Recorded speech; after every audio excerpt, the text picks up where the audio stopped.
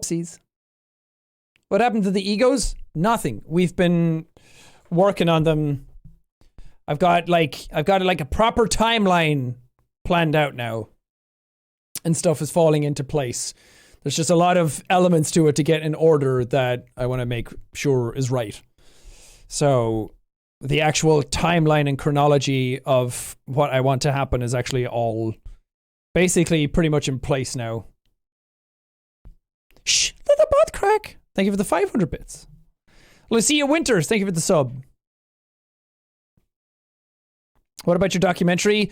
It's the edit on it is done. We're waiting for color grading and sound mixing to come back and then it's ready. I know, it's taken a really, really long time, but I promise you it'll be worth it. Can you be my stoic mentor?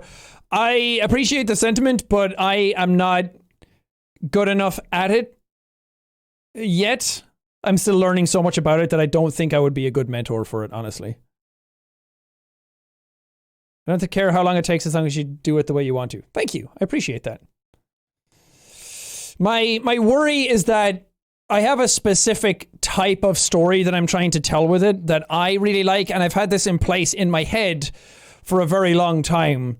That I'm for the ego thing, that I'm worried that a similar story might be told by some people. And then if mine comes out after, then YouTube audiences are very quick to be like, well, you copied this.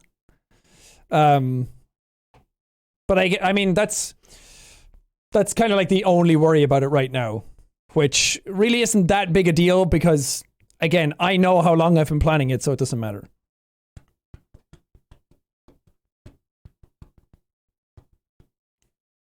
Where are you releasing it? Way, way, way too early to do anything, to talk about anything like that.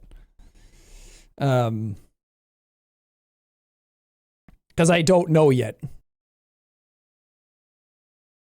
Something really good, it can end up being bought by like a streaming platform, and that's amazing because that really legitimizes what you make.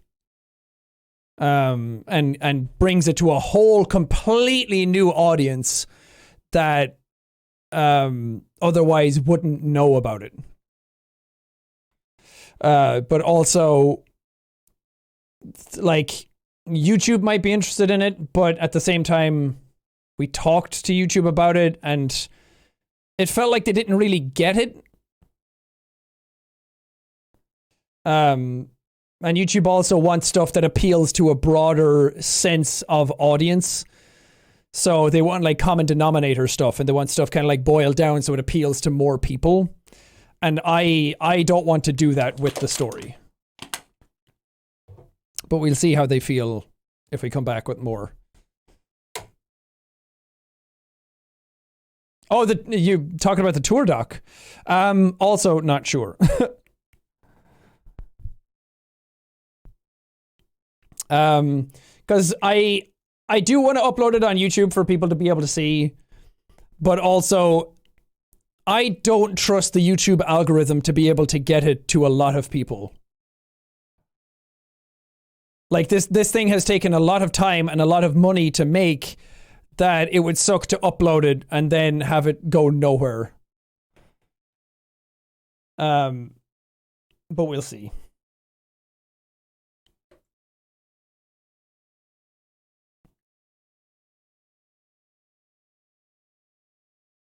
Too smart for YouTube? No. And I would hate for that type of narrative to be spread around. Because we've seen that happen before, where we put a bunch of time and effort into something, and then you upload it, and it goes absolutely nowhere. And the idea of making these types of things is to just share it with as many people as you can.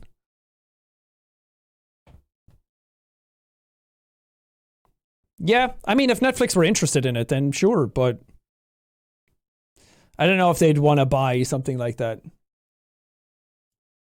Plus, it's cool to be able to shop it around and see who's interested.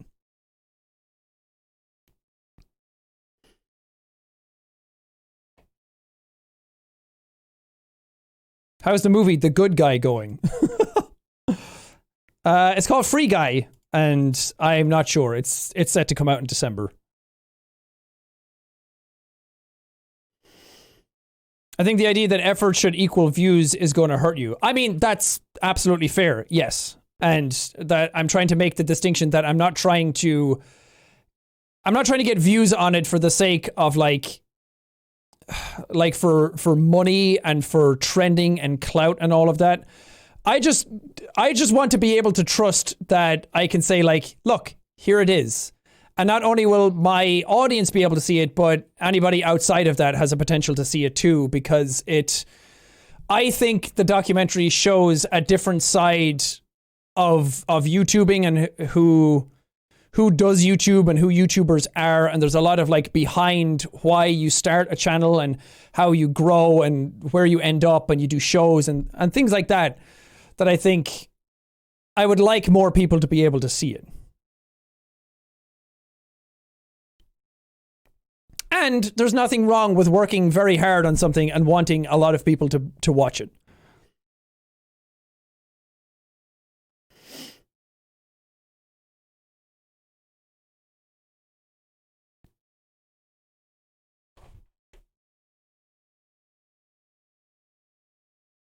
Because a thing that YouTube audiences tend to do is get very entitled over the content that YouTubers make. And if they ever try and go any further than that, it feels like a betrayal. And I get that mentality. I know where it comes from, and I can definitely empathize with it. But also, I think when people try to make creative stuff, they should be allowed go as big as they want with it.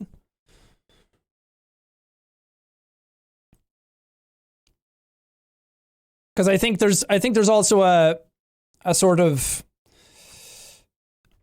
a stigma against YouTubers making stuff to be like, oh, all the movies they make are like bad and all the music they make is bad. And there's a couple of creators like KSI, for example, is doing a great job of going beyond that YouTuber facade and showing that he's able to do so much more than that.